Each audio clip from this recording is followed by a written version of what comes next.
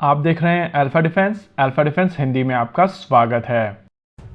आज के इस वीडियो में हम लोग बात करेंगे इंडियन आर्मी के दो ऐसे स्टेप्स के बारे में जिनके बाद लद्दाख पूरी तरीके से चाइना प्रूफ हो जाएगा। आप सभी को पता है कि लद्दाख में भारत और चाइना के बीच में एक लंबा स्टैंड ऑफ चल रहा है और जब ये स्टैंड ऑफ शुरू हुआ था तो चाइना ने अपने ऐसे वेपन सिस्टम्स यहाँ पर प्रेजेंट किए थे जिनको काफ़ी समय से वो लद्दाख के लिए स्पेसिफिकली डेवलप कर रहा था। वहीं पर इंडियन आर्मी काफ़ी हद तक इस तरीके के स्टैंड ऑफ के लिए पूरी तरीके से तैयार नहीं थी, लेकिन बावजूद उसके इंडियन आर्मी चाइना के खिलाफ यहाँ पर खड़ी हुई। वैसे तो लद्दाख स्टैंड ऑफ के बाद में भारतीय थल सेना ने कई ऐसी चीज़ें अपने बेड़े में इंडक्ट की हैं जिनको सीधे सीधे चाइना के खिलाफ देखा जा सकता है, चाहे वो स्वार्म ड्रोन्स हों, लॉइटरिंग म्यूनिशंस हों, इम्प्रूव बिनाका हो या फिर टाटा केस्ट्रल का इंडक्शन हो। लेकिन रिसेंटली इंडियन आर्मी ने दो ऐसे डिसीजंस लिए हैं जिनका इफेक्ट इंडिया चाइना बॉर्डर पर चाइनीज फॉर्मेशन के ऊपर काफ़ी ज़्यादा सिग्निफिकेंट होने वाला है। पहला सिस्टम है 105 मिलीमीटर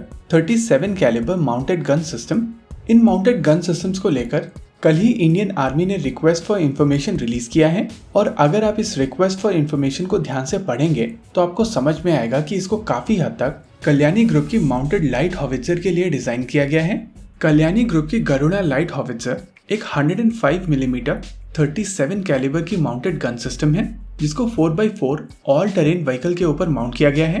आर्टिलरी को किंग ऑफ बैटलफील्ड कहा जाता है क्योंकि इसका इम्पैक्ट किसी भी बैटल के ऊपर बहुत ज़्यादा सिग्निफिकेंट होता है। लेकिन जब बात आती है बिग गन्स की, जैसे कि 155 मिलीमीटर 51 कैलिबर जैसी गन्स की, तो इनका ट्रांसपोर्टेशन काफ़ी ज़्यादा मुश्किल होता है और जब आपके बैटलफील्ड माउंटेनियस हो तो इस तरीके की टेरेन में मोबिलिटी और भी इम्पोर्टेंट फैक्टर हो जाता है और जितनी जल्दी आप अपने वेपन सिस्टम्स इन इलाकों में डिप्लॉय कर सकेंगे आपको उतना ज़्यादा इनिशियल गेन मिलेगा। और ये चीज़ हम सब जानते हैं कि किसी भी बैटल में इनिशियल गेन काफ़ी ज़्यादा इम्पोर्टेंट होता है। लद्दाख स्टैंड ऑफ की शुरुआत में चाइना की तरफ से अपने लाइट टैंक प्रेजेंट किए गए थे और ये लाइट हॉवित्जर चाइना के उस एडवांटेज को सीधे सीधे नकार सकता है क्योंकि ये गन काफ़ी आसानी से किसी भी इलाके में बहुत ही जल्द डिप्लॉय की जा सकती है। और कहीं ना कहीं यही कारण था कि जब जनरल बिपिन रावत कल्याणी ग्रुप के प्लांट को विजिट करने के लिए गए थे तो उन्होंने कल्याणी ग्रुप को कहा था कि कुछ इस तरीके के वेपन सिस्टम को डेवलप किया जाए।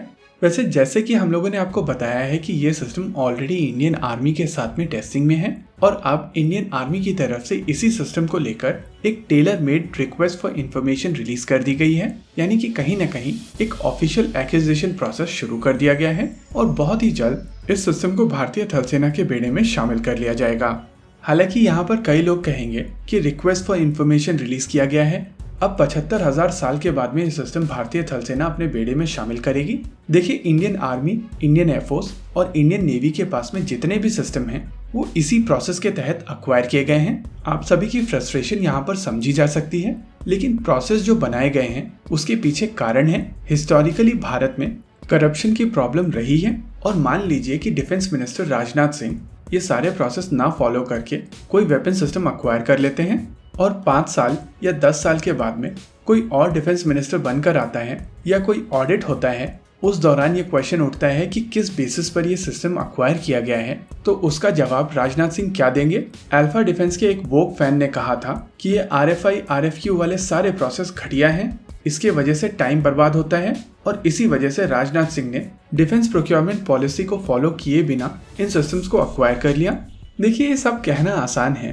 कि ये RFI RFQ क्यों फॉलो किया जाता है या इस तरीके के प्रोसेस में डिले होती है, ये सब चीज़ें जायज़ हैं, लेकिन प्रोसेसेस जिस कारण बनाए गए हैं वो भारत सरकार की सबसे बड़ी प्रायोरिटी है और पिछले कुछ समय से भारत सरकार डिफेंस प्रोक्योरमेंट पॉलिसी को अमेंड करने की कोशिश कर रही है जिससे चीज़ें कुछ हद तक बेहतर हुई हैं और इन चीज़ों को कुछ और बेहतर करने की कोशिश की जा रही है। वहीं पर अगर बात की जाए दूसरे सिस्टम की जिसकी मदद से इंडियन आर्मी लद्दाख को चाइना प्रूफ करेगी, वो है एक्टिव प्रोटेक्शन सिस्टम। जी हाँ, टैंक्स में यूज किया जाने वाला एक्टिव प्रोटेक्शन सिस्टम आज की तारीख में टैंक के लिए सबसे इम्पोर्टेंट चीज बन चुका है। इस समय इंडियन आर्मी के किसी भी टैंक में एक्टिव प्रोटेक्शन सिस्टम नहीं है, लेकिन इंडियन आर्मी की तरफ से इन सिस्टम्स को अक्वायर करने का प्रोसेस शुरू कर दिया गया है। कल ही DRDO की लैब LRDE की तरफ से इन एक्टिव प्रोटेक्शन सिस्टम्स में जाने वाले रेडार्स को लेकर एक स्टेटमेंट ऑफ वर्क रिलीज किया गया था और अगर आप इस स्टेटमेंट ऑफ वर्क को ध्यान से एनालाइज करेंगे